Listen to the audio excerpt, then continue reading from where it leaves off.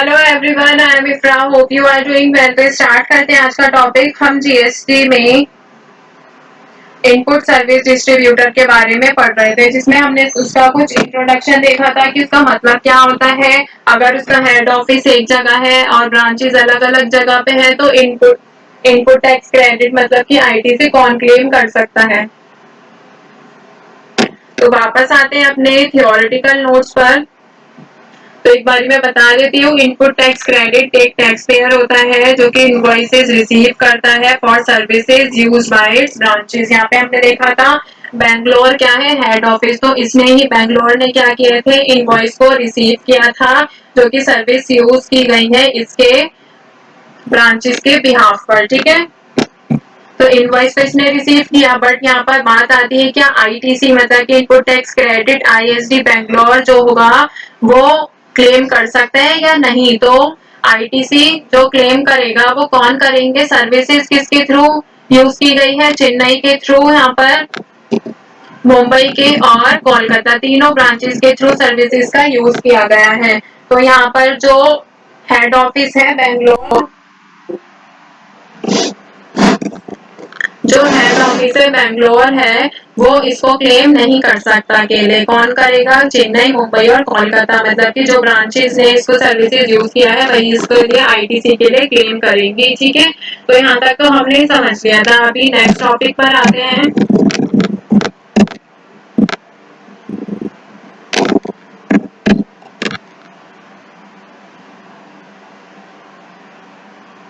अभी मैं आपको बता देती हूँ, सीजीएसटी और एसजीएसटी का जब हम पे करते हैं तो इनपुट टैक्स क्रेडिट या फिर इनपुट क्रेडिट या फिर आईजीएसटी मतलब integrated goods and services tax input credit से ही किया जा सकता है।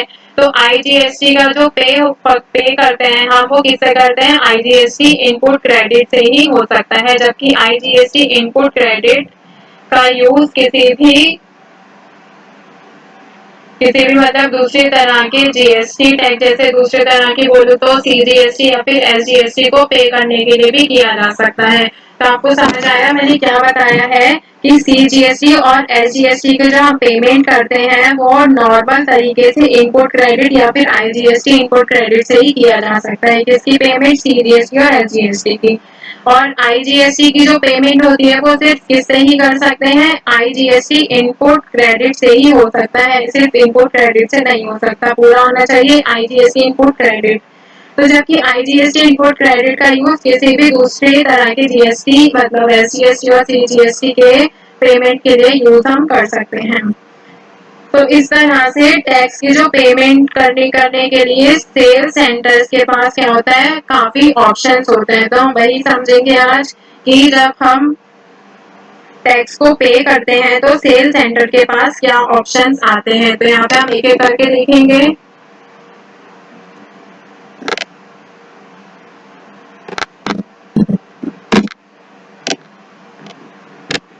कि जब हम टैक्स को पे करते हैं तो सेल सेंटर के पास क्या क्या ऑप्शंस होते हैं। फर्स्ट क्या होता है, पेमेंट ऑफ जीएसटी। कौन सा जीएसटी, आईजीएसटी। तो पेमेंट ऑफ जीएसटी मतलब कि आईजीएसटी क्या क्या होता है, integrated goods and services tax. ये कलेक्ट किया जाता है सेंट्रल गवर्नमेंट के through for inter state sale मतलब कि जब एक स्टेट से दूसरे स्टेट में सेल होती है तब क्या करते हैं, आईजीएसटी का यूज करते हैं।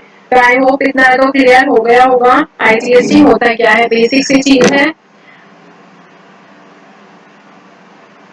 तो इंटीग्रेटेड जीएसटी या फिर आईजीएसटी की पेमेंट के लिए जितने भी हमारी सेल हुई है तो उसको अपने मतलब कि बिक्री केंद्र क्या होता है, जितनी हमारी सेल हुई है उस सेलर की जो जगह है, अपना हेड ऑफिस है, अपने इनपुट सर्विस डिस्ट्रीब्यूटर से जितना भी आपको मिला है किसी भी तरह का इनपुट क्रेडिट जैसे सीजीएसटी, एसजीएसटी, यूटीजीएसटी, आईजीएसटी से आप क्या कर सकते हैं, उसका यूज कर सकते हैं। तो पेमेंट ऑफ आईजीएसटी समझ आ रहा है क्या होता है।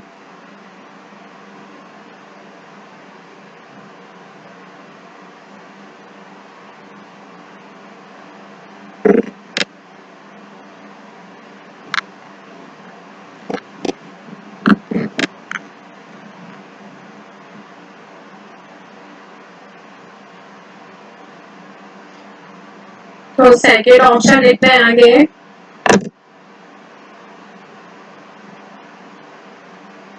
Payment of CGST।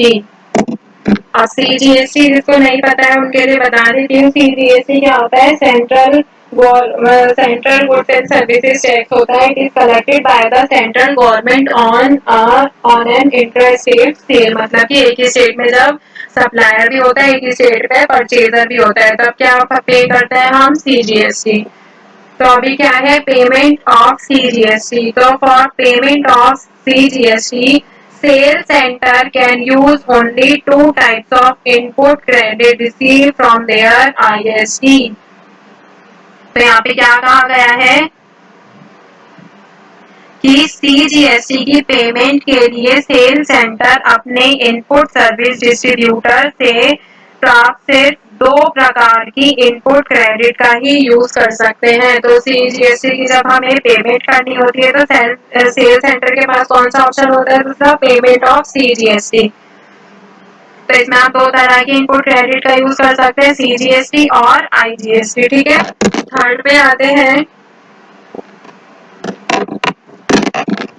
Payment of SGST। तो देखिए SGST क्या होता है, state goods and services tax collected by the state government on an inter state sale, मतलब कि ये भी विद इन स्टेट ही होती है कि सेलर और परचेजर दोनों एक ही स्टेट में होता है।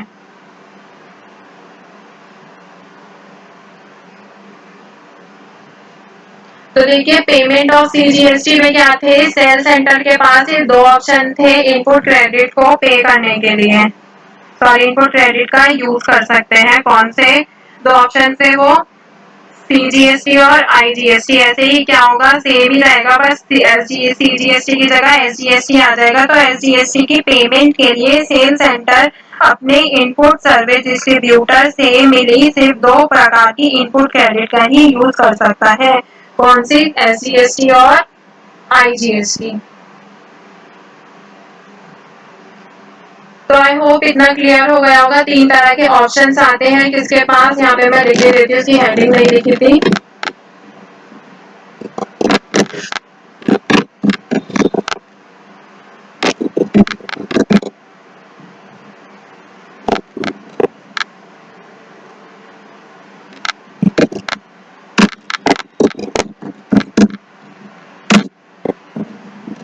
सेल सेंटर ऑप्शन, ठीक है।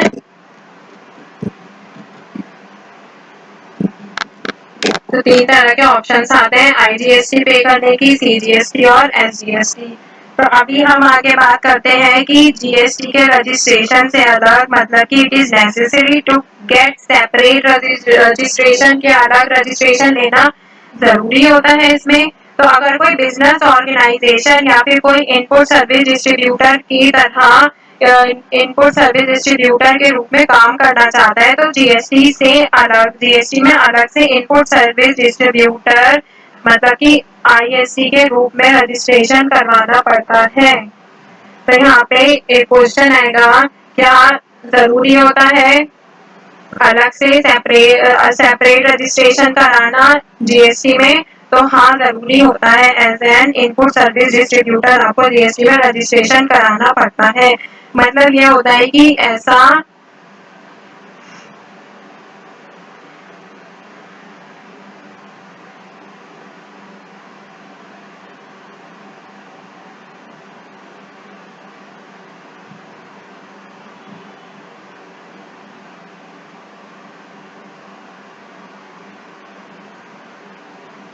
इसमें क्या होता है कि जैसे हेड ऑफिस है, उसकी ब्रांचेस हैं, तो उसको अलग से रजिस्ट्रेशन कराना पड़ेगा IST के रूप में। नॉर्मल जैसे क्या होता है, एक बिजनेस होता है तो उसकी तरह ये वर्क नहीं करता है, ठीक है। तो हेड ऑफिस के, एज एन हेड ऑफिस के रूप में आप काम कर रहे हैं या फिर रीजनल ऑफिस के रूप में, फिर उसकी किसी यूनिट में या फिर आप काम कर रहे हो, तो अगर IST में काम करना चाहते हो तो अलग से रजिस्ट्रेशन कराना आपके लिए कंपलसरी रहेगा, ठीक है।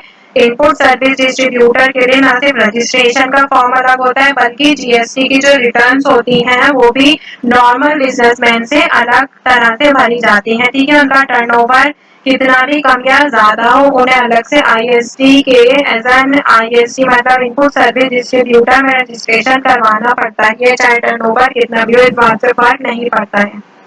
तो यहाँ तक कि ये खुद को GST कंपोजिशन स्कीम के अंडर भी रजिस्टर नहीं करा सकते। मतलब अगर आपका ISD में आप चाह रहे हैं कि आप रजिस्ट्रेशन करा दे तो आप कंपोजिशन स्कीम में भी नहीं करा सकते, ठीक है, क्योंकि इसमें आपका टर्नओवर से लेना देना नहीं है।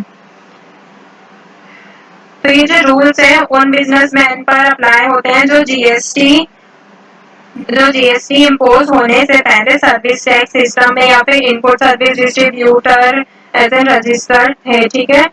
तो उनके भी पुराने ISD रजिस्ट्रेशन को GST में माइग्रेट नहीं किया जा सकता, उन्हें भी क्या होगा, नए तरीके से रजिस्ट्रेशन कराना ही पड़ेगा। तो आई होप यहाँ पर क्लियर हो गया होगा ISD होता क्या है, कैसे उनके सेल सेंटर के पास क्या ऑप्शंस आते हैं, कौन सा इनपुट क्रेडिट वो यूज कर सकते हैं इन तीनों ऑप्शंस में। और एक क्वेश्चन आया था कि GST में अलग से रजिस्ट्रेशन कराना कंपलसरी है ISD के लिए, तो ऑफकोर्स यस कंपलसरी होता है।